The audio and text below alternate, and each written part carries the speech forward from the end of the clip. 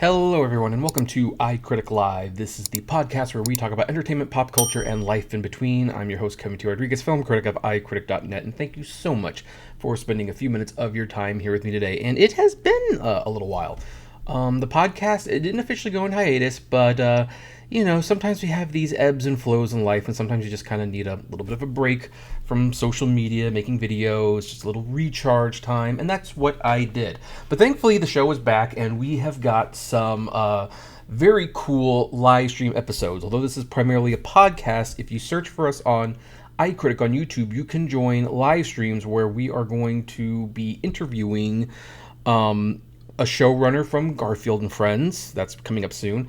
And we are going to be interviewing Jeff Smith, the creator of such comics as Razzle, Shazam, and a little thing called Bone. He's going to come in and he's going to talk about his new project, Thorn. Now, those episodes will be available on this podcast, so if you don't join us live, don't worry, you can listen to them after the fact. But hey, if you want to join us live, maybe ask a question or two. If it's appropriate, maybe they'll answer. Who knows? So we've got some fun things coming up. But one of the things I want to talk about is I want to talk today about the Knuckles limited series on Paramount Plus. And for those of you who are not Sonic the Hedgehog fans, who are not interested in Knuckles, I'm going to give you a heads up. This episode is only going to be about Knuckles because the two main topics are about the series. Now, my first comment on this series is that I enjoyed it.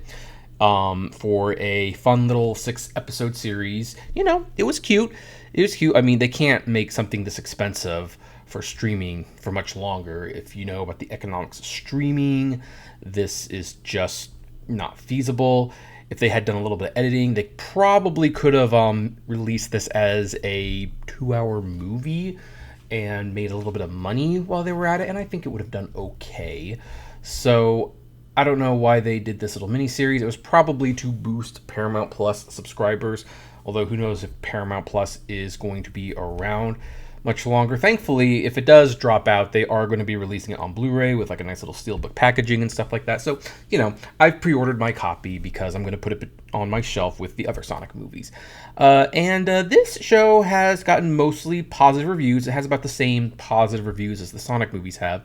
Most people saying, it doesn't change the world. It's not great television, but it's fun while it lasts, and it doesn't require too much of you.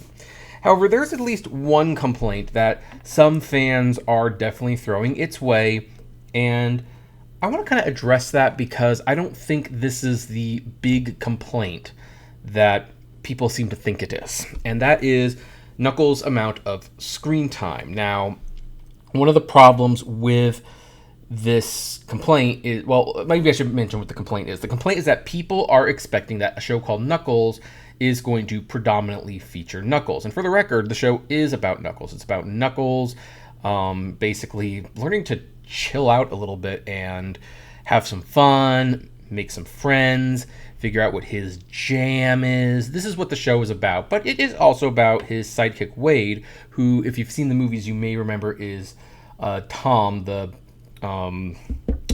police officer's partner. That's who was in the Sonic movies. James Marsden. That's why was I having a hard time thinking of James Marsden's names. James Marsden's sidekick. He's Tom, and so he's a little bit of a dork, as you can probably tell if you saw the movies. And he needs to go on his own journey to become a warrior, to become self-confident, and maybe deal with some daddy abandonment issues that basically took place when he was a kid. So it's about these two things, but some people start watching the show, they realize that in the later half of the series, which it's only 6 episodes, by the way, Wade's screen time takes up much more time than Knuckles. In fact, I can even attest to this in the 5th episode of this series.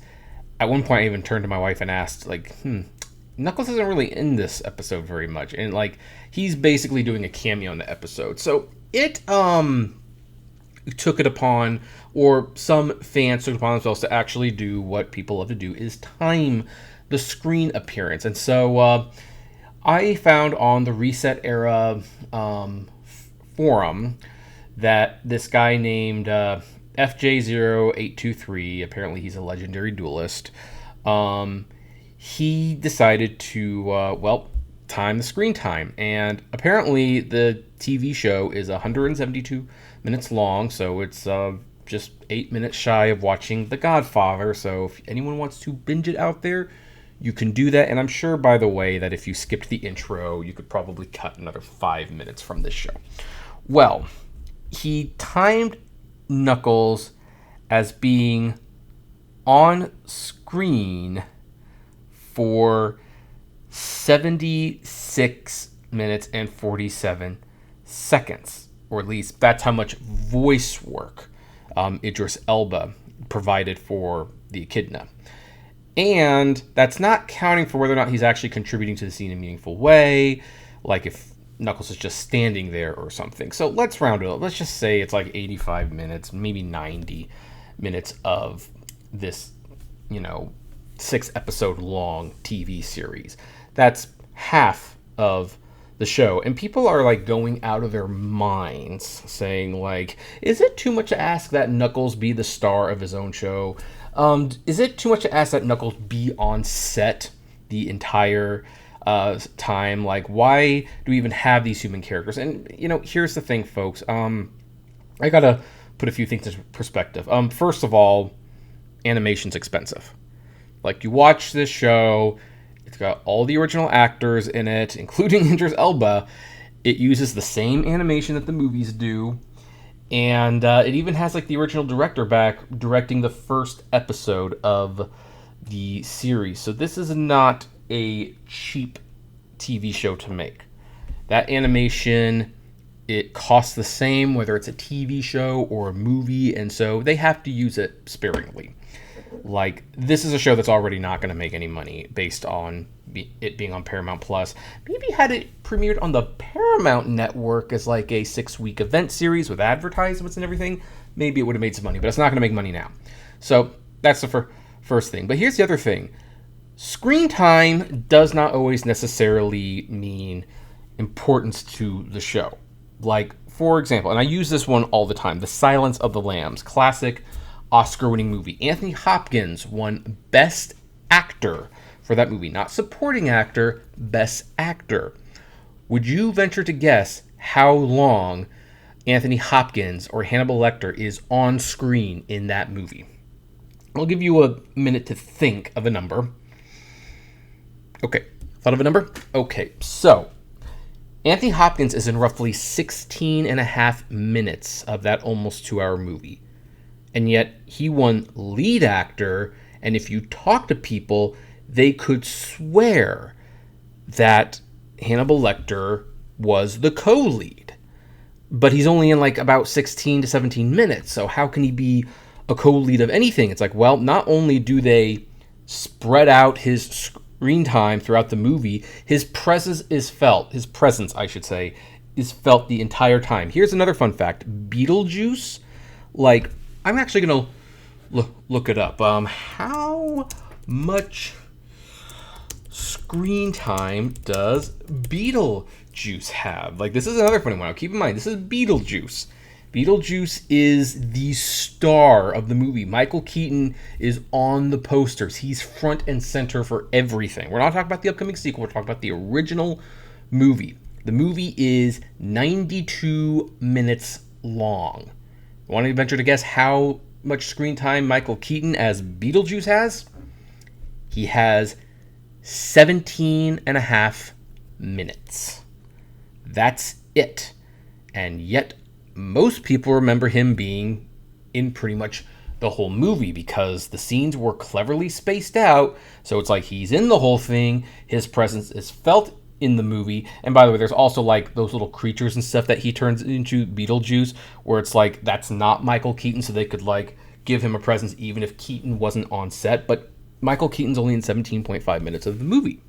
So when you take things like that into example, Knuckles being in 72 minutes, well, let's say 85 minutes of this 172 minute show, that's more than enough time. Like, I mean, and some of the scenes, when you watch it, they're very clever.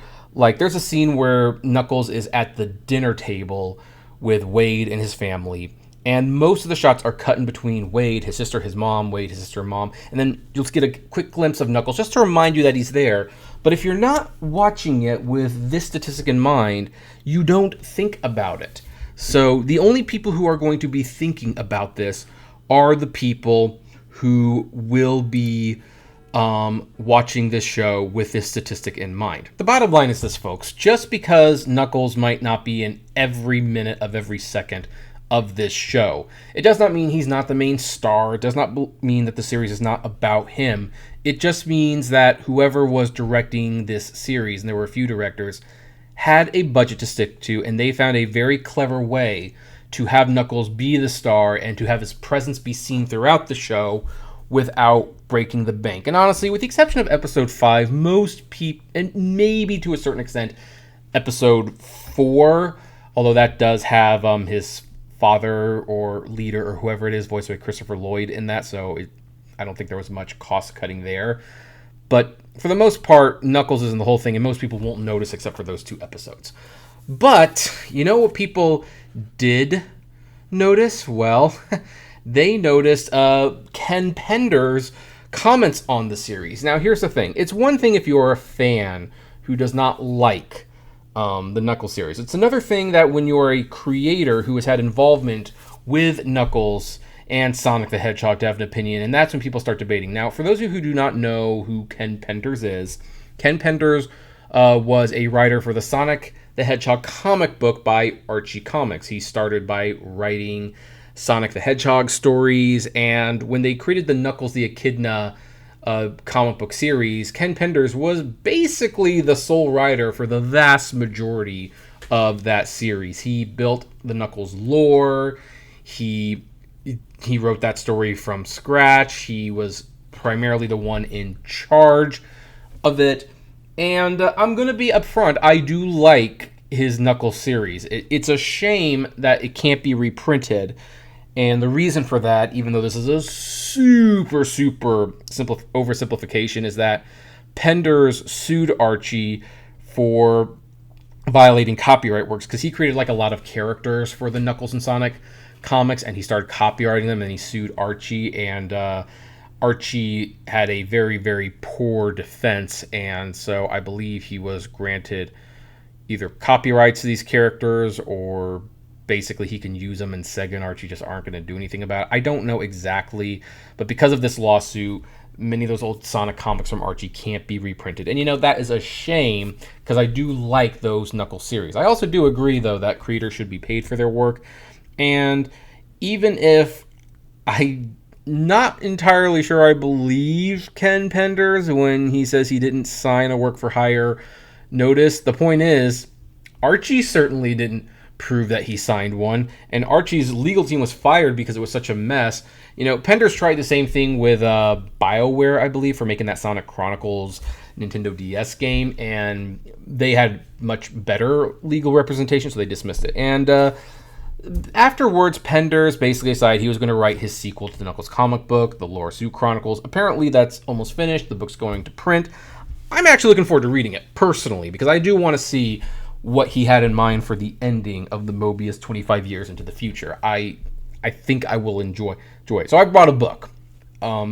Needless to say, and I've met him also. I met him in 2003, and he was really nice to me. I know his Twitter persona is a little crotchety, a little antagonistic, and he doesn't always respond well to the fans, especially if you have different political positions. But in person, he was very nice to me, so I just want to put that out there. Now, that said, he decided to comment on the Knuckles series. And by the way, it's his right to do that. It totally is. But some people felt that as someone who, in their eyes, ruined the Archie Sonic comics and hasn't worked on Sonic for a long time, and of course was never even consulted, they felt this was a little strange. So Ken Penders wrote, "While I don't begrudge anyone liking the Knuckles series, I myself can't get past the Paramount Plus trailer. What do you like to do? Vengeance." That's my best Idris Elba impression, and I know it's terrible. Penders continues, "What the hell is that?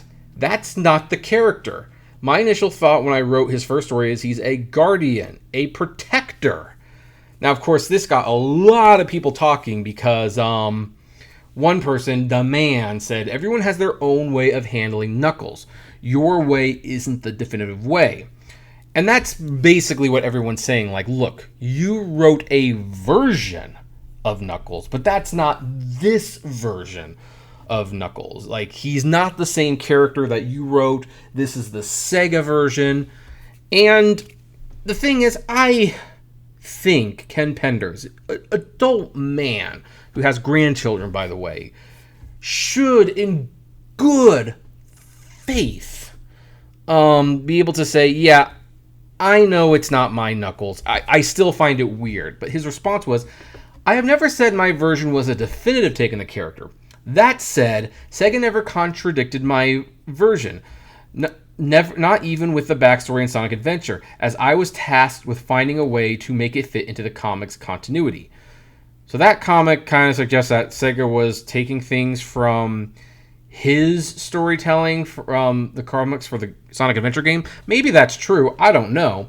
Someone responded, and by the way, no offense to this Mike guy. I'll just say Mike. I don't want to judge people because I'm a Sonic the Hedgehog fan, but this guy looks way too old to be a Sonic fan. And he says, you wrote Sonic 3 and Knuckles for the Sega Genesis? And Penders responded, no, I've never made that claim. The game manual was all I had to go by when I was asked to write the first Knuckles story for the Archie Sonic series.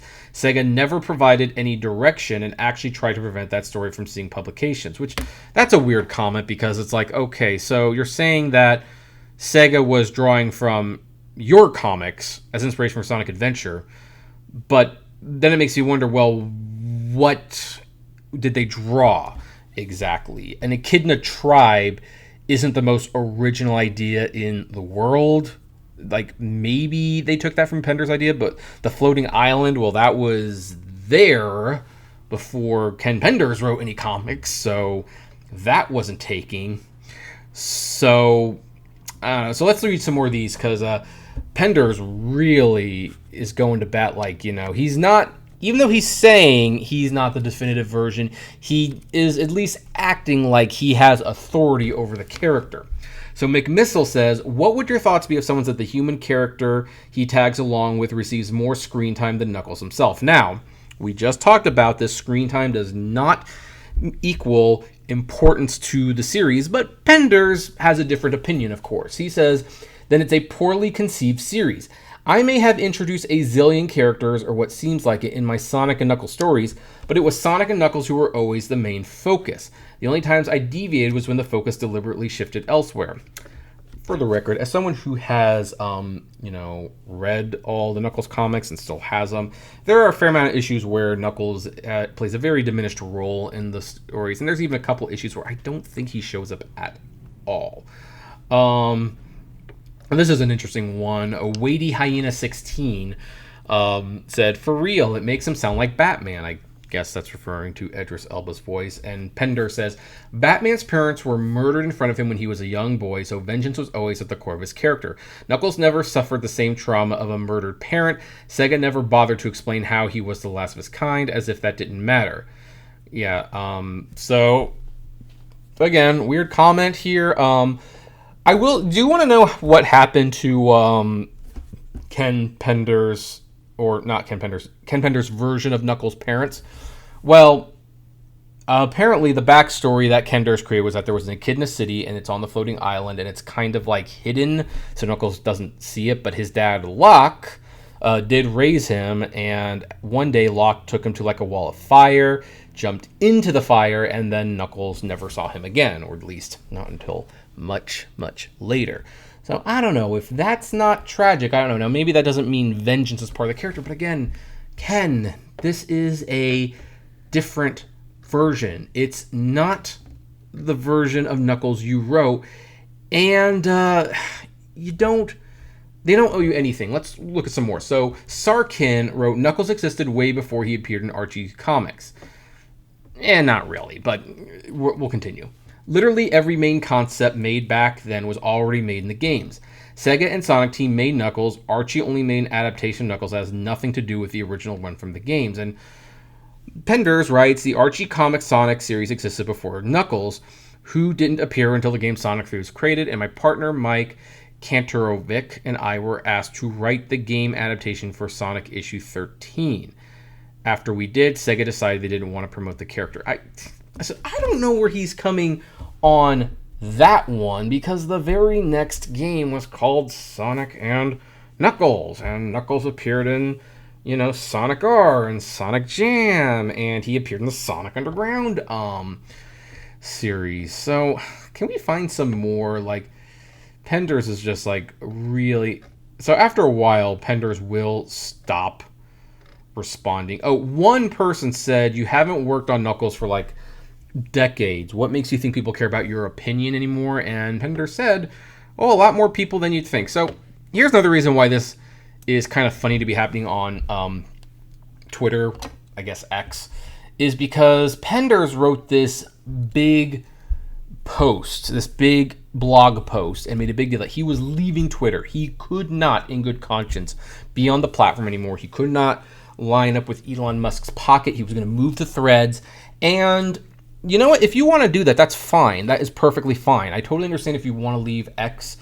Honestly, I should leave X, not because Elon owns it, but because it's like such a toxic place to be. But now he's back.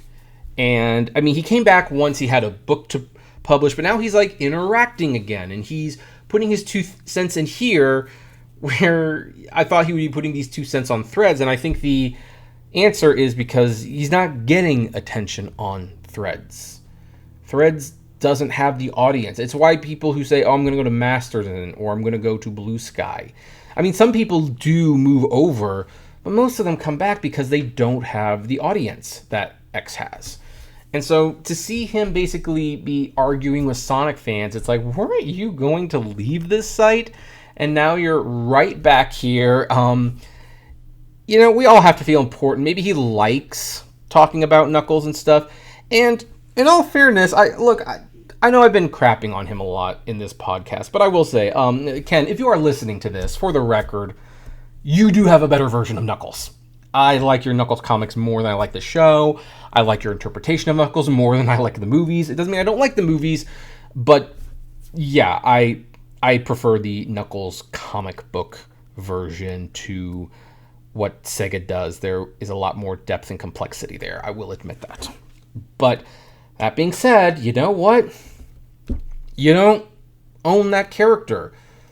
Just because you established a lore doesn't mean you have a rank and file where like you can, with authority, say this is not how Knuckles should be. I can't get past it. It's like, you know what? It's like Zack Snyder's Batman, the one that kills people and uses guns, which have basically been 2 pretty strong rules for the character for many, many years. Look, that's Zack Snyder's Batman. Now, people can reject it, and they very much did. But, do you think any of the other comic book characters, do you think Jim Lee is sitting there going like, well, that's not what I would do with a character. That's not how it should be. It's like, no, because Jim Lee understands that no matter how long he wrote for Batman or drew for Batman, he doesn't own that character. And Ken, you don't own Knuckles. So I do like your version of Knuckles better. I will concede that point, but I don't think fighting fans on this is the most appropriate use of your time. I think working on other projects would probably be more beneficial. And really, if anything, maybe it's time to leave Sonic and Knuckles behind. Maybe share a few stories about what it was like back in the day, but if that comic book and your tenure on the comic book has been over for many years. And so for you to keep popping up on X and going like, oh, I did this and I did this, and so therefore my opinion on this should matter, it doesn't necessarily mean that. It just doesn't. So anyway, for those of you who are listening, the big takeaway here is like, hey, Knuckles TV series is pretty good. And if you can find those old Knuckles comics that Ken Penders did for Archie Comics, those are pretty good too. They're probably really expensive now, but So anyway, would love to know what your thoughts on this are. If you're listening to this podcast on a place that leaves comments, please comment and let us know. And for everyone else, you can subscribe to this podcast on Spotify, Apple, no longer Google Podcasts, but maybe Deezer is your podcasting app of choice. I don't know. I don't judge. Just However it is, thank you so much for spending some time with me. See you next time, and keep creating, everyone. Hey, you made it to the end. Thank you so much for making it to the end. Just a few more things. First of all, the names that you see on the screen, these are our Patreon and YouTube member supporters, and I thank each and every one of them. Their support helps me make exclusive videos for Patreon and YouTube members, as well as keep the channel running, and of course is just of huge kindness to me. Also, don't forget to check out the iCritic-led podcast on Spotify, Apple, Google, Deezer, whatever podcasting service you listen to, it is there. We definitely want to see you there. And hey, there's also other videos that you can check out. So, check out these other channels, these other videos, especially that one. I think that's a really good one.